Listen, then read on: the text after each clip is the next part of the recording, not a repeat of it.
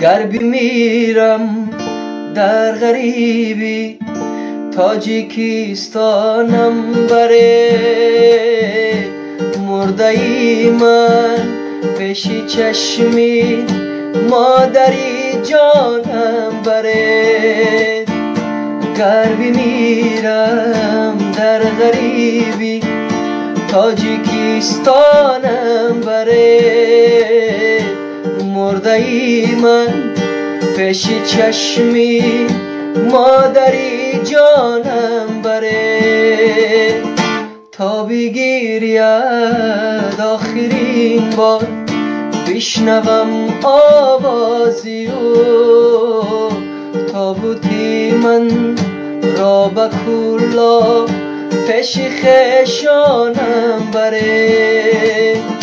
تا بگیرید آخرین بار بشنوم آوازی او،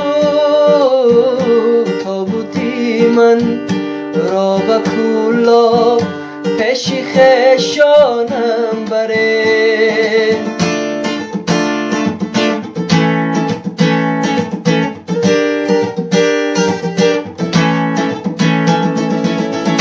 هر کی در این زندگانی از من آزاره بدید، یک دعا بری روحی من کرده شادانم بره. گرچه دیدم در غریبی نامردی زیاد، کاغذی نیم کالم به آچه جانم بره. گر بمیرم در غریبی تاجیکستانم بره، مرده ای من پیش چشمی مادری جانم بره. گر بمیرم در غریبی تاجیکستانم بره، مرده ای من پیش چشمی مادری جانم بره.